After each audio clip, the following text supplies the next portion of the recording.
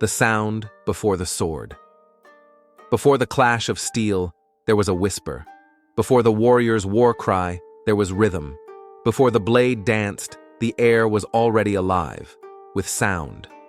Feudal Japan is often imagined as a world of silence and swordplay. Stoic samurai under cherry blossoms, temples veiled in mist, and solemn rituals carved in tradition. But behind that quiet image was a world pulsing with music. A world where sound was sacred. Music wasn't mere entertainment. It was spiritual, social, and strategic. It guided rites of passage, carried stories of ancient battles, enchanted theater audiences, and even prepared soldiers for war.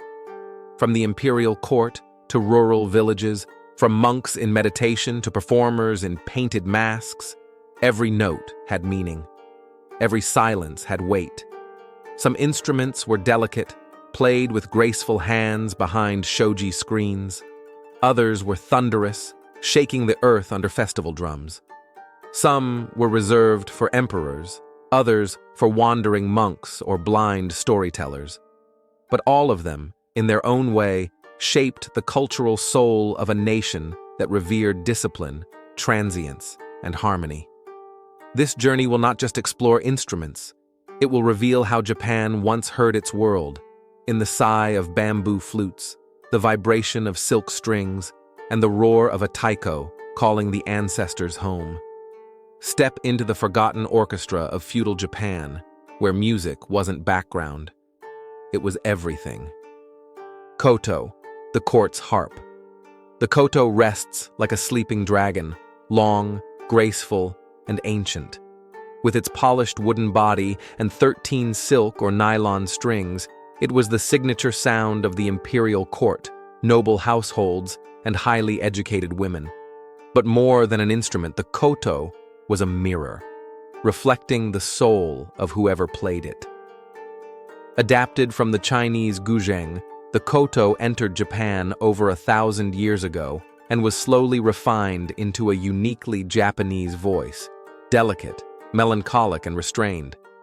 In Heian-era palaces, women were trained in its use as a mark of cultural refinement. To play the koto was to embody elegance, to become part of the seasonal rhythms that shaped poetry and art. Each note is drawn by plucking the string with plectra worn on the fingers. But what truly defines the koto is not the attack, it's the after. The lingering resonance, the pauses, the breath between vibrations. Its music mimics nature. A falling petal, a flowing stream, the sigh of the wind through rice fields. Some composers would tune the koto to reflect seasons, low, hollow tones for winter, bright, fluttering sounds for spring. It became more than sound. It became season, mood, memory. Though associated with noblewomen, the koto was also embraced by master composers like Yatsuhashi Kengyo, a blind musician who elevated its musical repertoire in the Edo period. His works are still played today, hundreds of years later. In every koto performance, there is both serenity and sadness, a recognition that beauty is brief and that silence is just as meaningful as sound. Biwa, the warrior's lute. The biwa is not soft, it is not subtle, it is the crack in the voice of history. Pear-shaped and fierce, the biwa's music came not from courtiers or refined salons, but from warriors, monks, and the blind storytellers who carried Japan's legends from village to village. Played with a thick wooden plectrum, its sound is percussive, rough, and deeply emotional. Unlike the koto, the biwa wasn't meant to soothe. It was meant to stir, to wake the soul, to conjure the images of war, betrayal, honor, and loss. The most famous of these storytellers were the Biwa Hoshi, blind monks of the Heian and Kamakura periods who recited epic tales like the Tale of the Heike. It chronicled the rise and fall of the Taira clan, and with each strike of the biwa, listeners were drawn into the storm of Japan's past. Galloping hooves, weeping widows, burning ships. The music was irregular, spontaneous, guided more by emotion than form. It was closer to incantation than song. To hear the Biwa was to hear memory itself being torn from the past and given shape. For samurai, the Biwa was a tool of reflection. Some took it up themselves in retirement, playing to reflect on mortality and impermanence. In Zen practice, listening to Biwa tales was considered a lesson in detachment, how quickly glory fades, how easily the powerful fall. Even today, the Biwa survives as both relic and rebel, its rawness a reminder that truth often comes in rough tones. Sho, the sound of heaven. The sho does not sound like an instrument. It sounds like breathing made divine. Looking like a bundle of slender bamboo pipes rising from a lacquered wind chamber, the sho is at once simple and profound. It plays chords, not melodies. Layers of sound that shimmer like a dream, evoking clouds, wind, or drifting incense smoke. The sho was central to Gagaku, the court music of the imperial household. Introduced from China, it evolved uniquely in Japan to become a symbol of harmony between the heavens and the human world. The chords it produces, called aitake, are designed to hover in the air, giving a feeling of suspension, of timelessness. Playing the sho is more spiritual discipline than performance. The musician must inhale and exhale through the pipes in a continuous stream, a kind of meditative respiration. Between breath and sound, the player becomes a conduit, not of ego, but of atmosphere. Its structure is said to represent the wings of the mythical phoenix. And like the phoenix, the sho was reserved for sacred moments, imperial rituals, religious ceremonies, seasonal transitions. When the sho plays alone, it feels like the moment just before something divine appears. When it plays with others, it elevates them into the realm of the sacred. To hear the sho is to hear what cannot be spoken, the invisible order behind the world. Taiko, drums of war and festival. The taiko is not just a drum, it's thunder made flesh, carved from solid wood, stretched with thick animal hide, and struck with wooden sticks called bachi. The taiko is both primal and precise. It was the heartbeat of feudal Japan, guiding the footsteps of warriors into battle and calling entire villages to prayer, harvest, or celebration. There are many types of taiko. The odaiko, a massive war drum, could be heard for miles, shaking the ground and the spirit of those who listened. On the battlefield, it gave rhythm to march and charge, syncing warrior heartbeats into one ferocious pulse. But beyond war, taiko drums also sang in temples and shrines, marking rituals, summoning deities, and celebrating the cycles of life.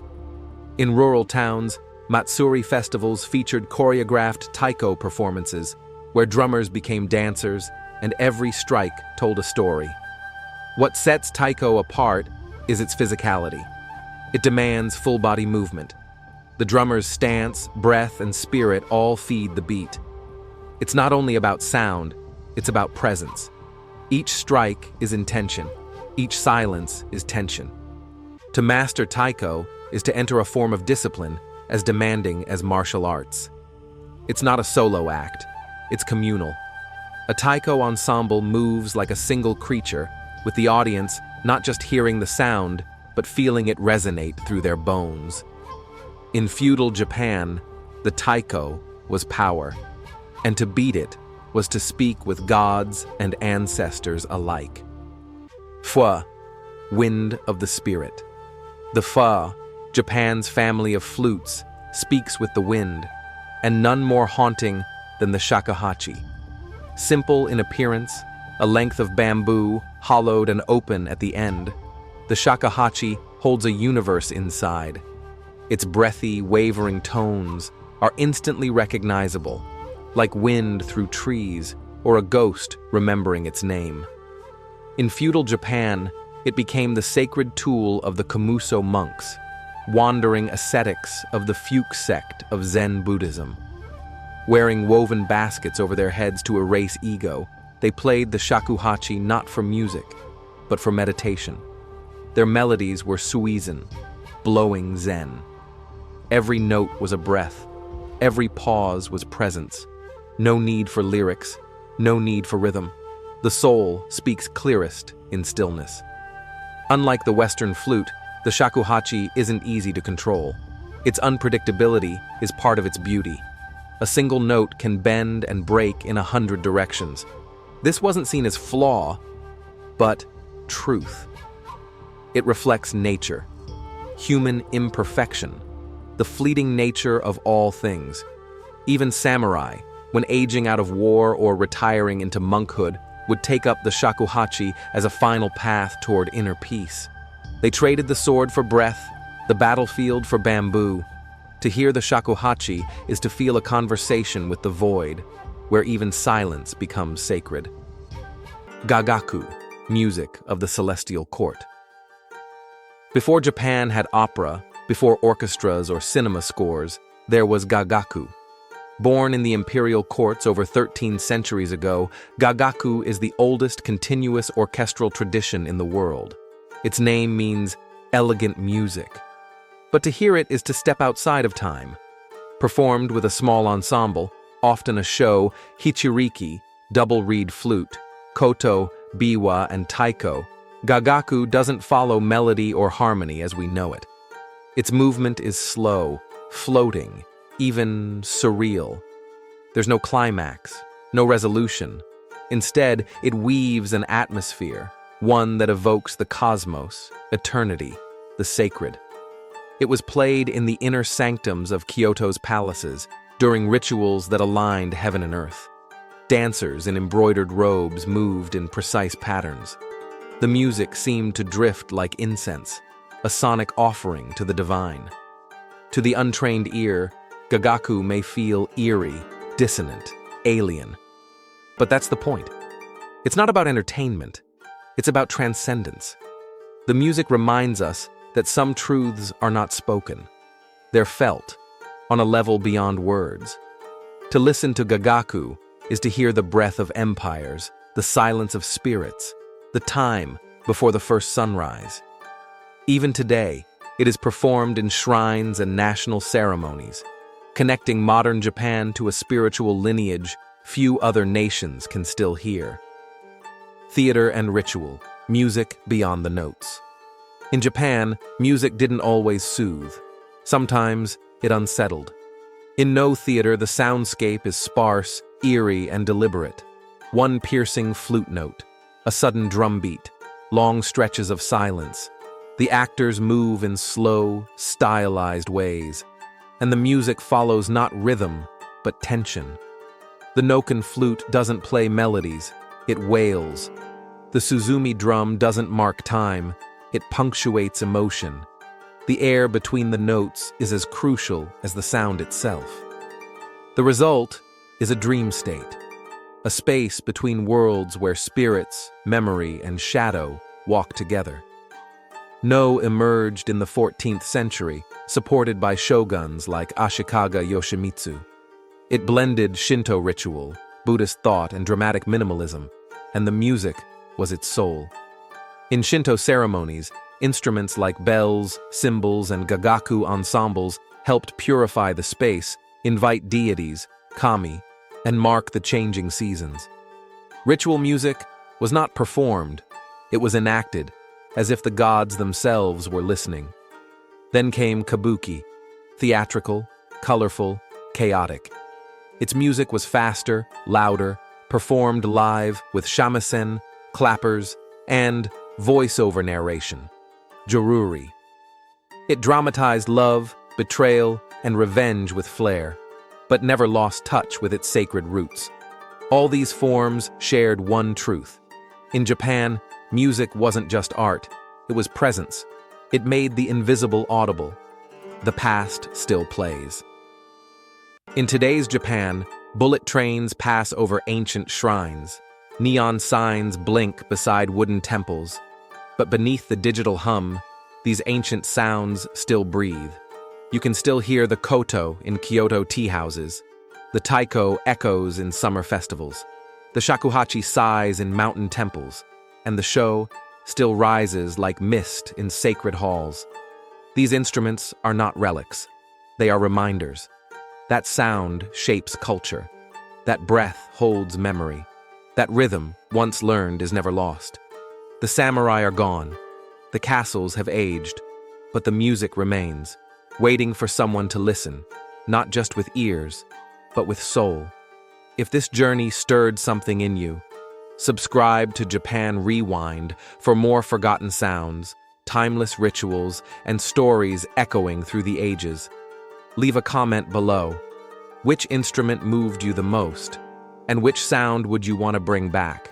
Like, share, and hit the bell. Because the past still plays, and you are now part of its audience.